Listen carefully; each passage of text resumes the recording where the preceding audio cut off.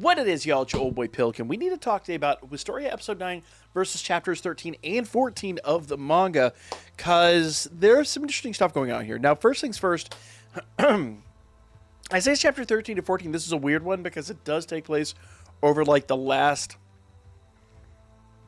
2, maybe 3 pages of chapter 12. Hard to equate that in here, but it's only like a couple of pages. It's not a huge deal. Essentially, it's just the start of the praxis. And essentially, this goes up to the inevitable cancellation of the praxis and everyone's realization as to what happened. You've already watched the episode, or you should have at least, and you should know where essentially this is going. Now, right out of the gate, the one thing I did want to talk at length about here is the pacing issues in the episode. Because while I did heavily criticize them yesterday, they almost, with one major exception, kind of follow the manga almost like shot for shot. So where you see a cut in the anime into like a flash forward, flash backward, whatever, that happens in the manga. Now, I think for me, the difference between this, because if I'm just watching an episode, I don't want to be like taken out of it by flashing forward, flashing backward. I kind of want all that information to come to me either organically or, you know, the whole show don't tell thing can actually be like stretched a little bit in an animated medium. There's ways to do it, but there were like 3, maybe 4 very specific like cutaways that really just didn't for me work as well. But I see what they were doing. They were trying to follow the manga, and it makes a lot of sense. I just feel like when you're coming back from breaks or something like that, that's when it's a good time. But if you're cutting away just 3 or 4 times during the episode for no reason, I mean, there's a reason obviously, but what I mean is, if you're cutting away and then going back and then cutting away and going back, it short of like a comedy, it doesn't really work well. It really takes the audience outside of that moment. And they can't really process the gravity of what all is happening. It really just ruins the immersion of the viewer. In print format, you can do stuff like that. It's a little bit better, a little bit easier, but honestly, for the anime, it really didn't work for me. I wish they had found another way to do it. But yes, all this did happen in the manga. Now, obviously, when we pick up with the episode, we pick up obviously with this scene here, and then this is all after the opening credits. Everything before the opening credits was technically chapter 12.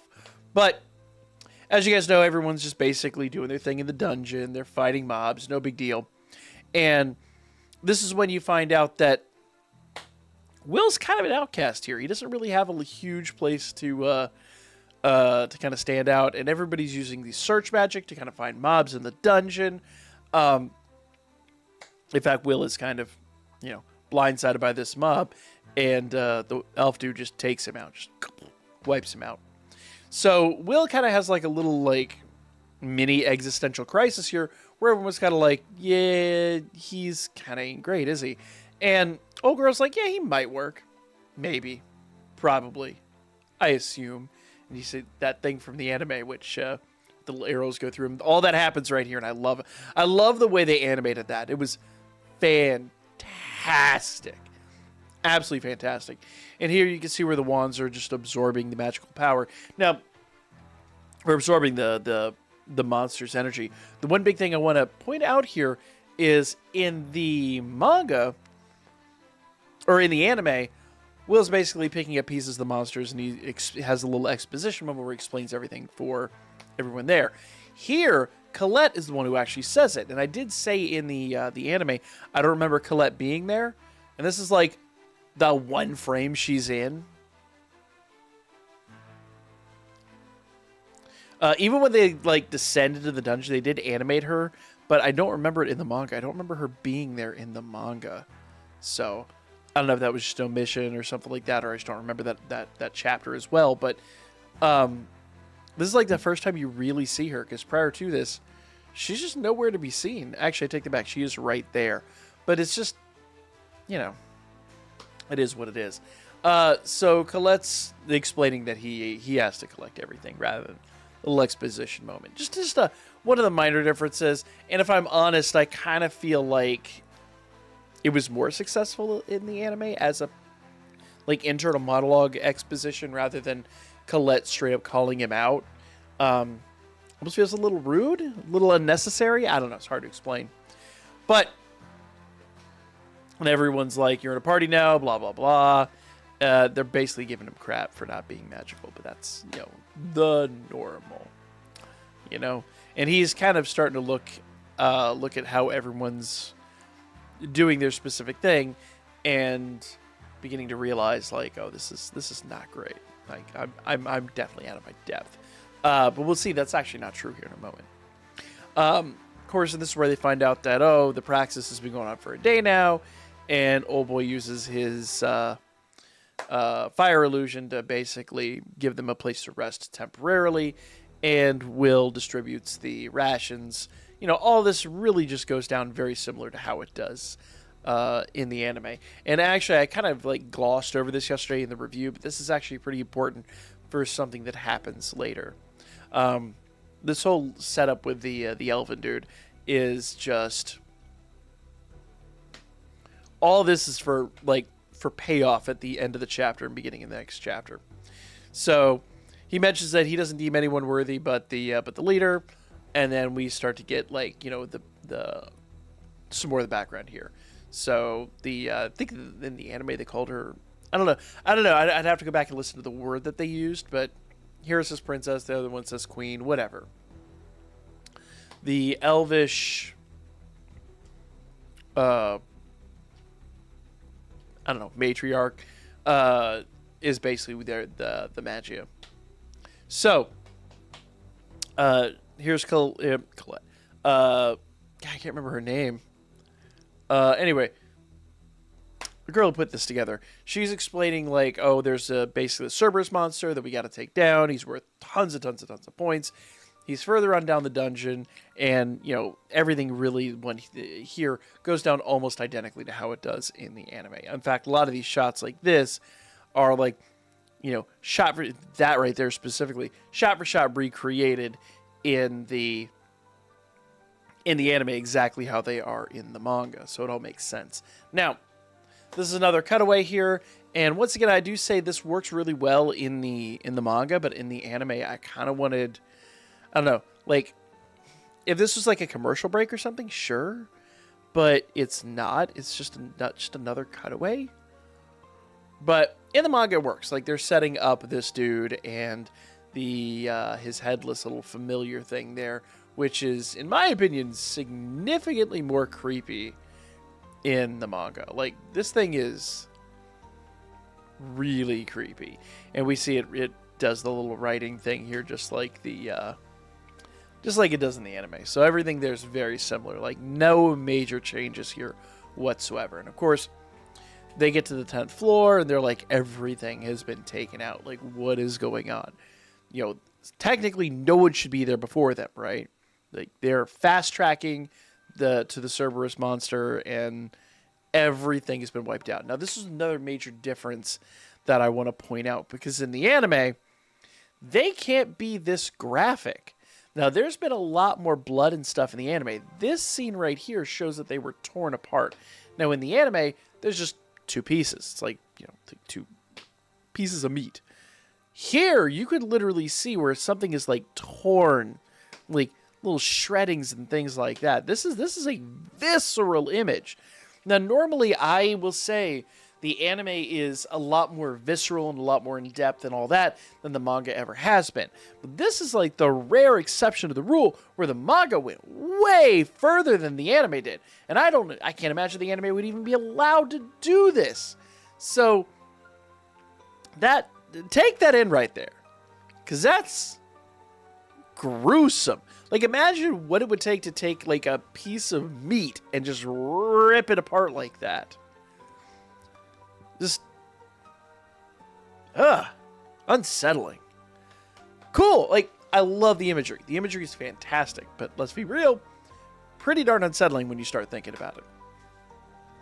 So they come up to the chamber with the Cerberus, and they jump down, and it is defeated, of course, and just festering. And everyone's like, okay. So a lot of this goes down like it does in the manga, but once again, the imagery on this is, in my opinion, a little bit more gruesome and a little bit more gritty than it is in the anime. The anime is just kind of like laying there. Here, you can see, I mean, it looks like it's rotting. It looks really gross. And this artist is absolutely phenomenal. Like, he's doing just a bang-up job of making this just intense. And, of course, everyone lays up their search magic. And we have another cutaway where Werkner explains, like, search magic isn't perfect. And I really kind of thought they should have moved this back to where they were initially talking about it. I get it makes sense here, but set it up as like, set it up earlier in the episode. And this is a big payoff for people that remember that little bit of foreshadowing. I think it just is. It's another cutaway that I think just takes away from the pacing of the anime. Works well in print, takes away from the pacing of the anime, in my opinion. But of course, we have the monster up there, and just like it does in the anime, this thing is just insane. Once again, I think the manga art for this monster is way more intimidating than the anime. Like, it's a little more human, but also more monster at the same time. It's really hard to explain. And you don't get a clear shot of it. It's a lot of it is very like questionable. And of course, just like in the anime, it hits him. Now here, they show his arm hitting his ribcage, and they show more of the damage there. And you can kind of see where his arm's kind of been sewn back together, it almost looks like. We don't really get that in the anime. In the anime, this is I should go back and rewatch. It might have been like a frame, but here it's really obvious what's going down. It's really crazy. And obviously he's taken out. And this is the most you get to see of the monster. You don't get his legs or anything like that. You just get this. And it is intimidating. This thing is, in my opinion, way more scary than the anime version. And that's rare. I've been very happy with the anime and very complimentary of the anime. And this is not a deficit to the anime. It's just this artist really knows how to draw some terrifying imagery. So, of course, this is where the floor breaks apart and Will has to go catch old boy. And, of course, we now see all the stuff going on floor 8. So, end of chapter 13. We're outside of the Academy territory. We're now on floor 11. Now we get into chapter 14. And this is where we get yet another cutaway where they kind of explain what's going on with this guy. And one thing I do think that they did a better job of here is explaining essentially that this guy is wasting away, as they put it, in a school of mages. And they, obviously the elves are really talented. They set that up earlier in the episode, or in the manga too, but elves are supposed to be incredibly talented, and this guy apparently, I guess, isn't up to snuff, which explains why he's at the school, whereas it seems like all the other elves would be leaps and bounds ahead of him. And, of course, the queen, the princess, whatever you want to call her, just is like, you won't be eating that arm. I mean, just like he did in the anime. Except here, what's really interesting is he's kind of running away. And she kind of seems to do it as he's running away. Which doesn't really explain how he got his arm back. I don't know. It's weird. Because clearly he has his arm. And it's been reattached somehow. But I'm sure we're going to find out more about that soon. This is one of the biggest changes from the manga to the anime. Because here he's clearly waking up. His arm is damaged and he is waking up. And in the anime, Will fights this thing completely off screen. And a big piece of it lands next to him while he's still unconscious. Here, Will is in a fight with this thing. Right? And he sees Will cleave this thing in two. Now, in the anime, he just kind of wakes up and realizes, oh, he did all that. Here, he gets to see it go down. And that's, in my opinion, a big detail that we missed. I love how this plays out, even better than the anime. Because now he gets to see that Will is legitimately defending him. Like, it's one thing to wake up and there's a severed snake head in your bed. It's a whole other thing to wake up and see somebody attacking the snake that's, many dozens of times his size. Like, this thing could swallow him whole. Just personal opinion, I love this scene. Absolutely adore it. But of course, now we get to where everyone else is stuck in the dungeon, which actually I believe happened a little bit earlier in the episode itself, but it's not that much earlier that it's, a huge deal. And she calls it the Nightmare's Maw, a vast region that extends all the way down to the 15th floor. The labyrinth and monsters here are like nothing we've ever faced before. Same basic thing that happened in the anime, and she's kind of explaining how all this is working. And here's where Will finally decapitates the snake. And, yeah. Dude's still like, don't touch me. I mean, after everything he said and done, this dude is still just being a complete just bag of words I probably shouldn't be using on YouTube. Absolute just ingrate here. And of course, just like it does in the anime, Will goes over all the stuff they have, talks about how they have the 24-hour limit. Everything here is exactly how we saw it in the anime. Even floor 8, where everything's going on, they talk about people guarding floor 8. It was a stampede of the monsters, and something ripped off the heads of the people that were supposed to be clearing that floor. And Werkner comes in. Now, in the anime, this is kind of like a fleeting passing moment. Here, it's the biggest, most commanding part of this page. The all-student praxis is canceled. That's huge. In the anime, he's just kind of like mentions it as he runs by him and descends into the dungeon. But here, this gives gravity to the whole situation. I'll be honest with you, I watched the episode now 4 times. I completely forgot about the scene every single time. In the manga, this has a ton more weight. This is a huge, huge moment. And then, of course, we have where Will and the elven dude, which I completely forgot his name again, where Will's like, hey, don't use your search magic too much. Here's how we should be doing it. Another thing I want to say that the anime did phenomenally here is this like little bubble thing doesn't really give you the same grasp of what he was talking about, where in the anime they actually show like the path of the dungeon, them going along, and blah, blah, blah. It'd be really hard to do here, but at the same rate, I just think the way they did in the anime was way, way, way, way, way better by a huge margin. So there's a lot of stuff here that the anime did better and that the manga did better, which I think is super interesting.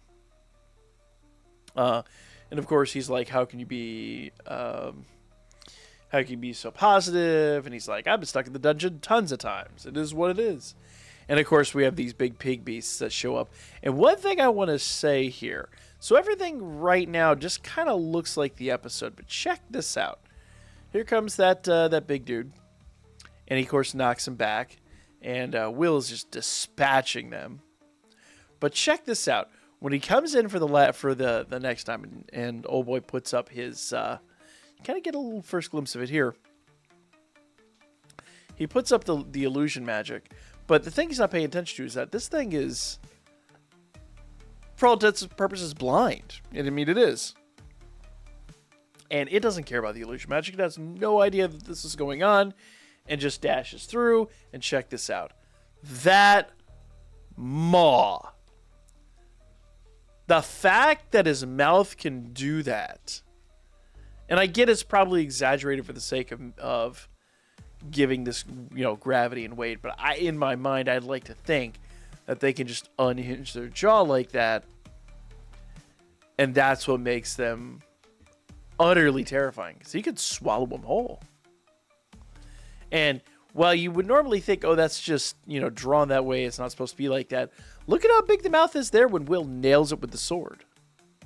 Nah, dude, he just unhinges his jaw like a snake. It's like Drax the Destroyer with a snake's jaw. It's great. And blind. And 0 F's given, just, I'm hungry, I will eat. It's crazy. Absolutely nuts. And of course, Will cleaves it in two. And they kind of have their little moment. And dude admits, he's like, listen, I'm not talented. I'm a failure. And just like with the anime, this is where the manga ends. And we will pick up with chapter 15 starting next week. In fact, it's literally the same. This is chapter 14. This is first page of chapter 15. So expect it to get dark. We'll talk about chapter 15 and probably 16 along with episode 10 next week. So make sure you guys subscribe if you haven't already. Like this video if you haven't already. And I will catch you guys on the next one for more Wistoria, because I am loving this series, guys.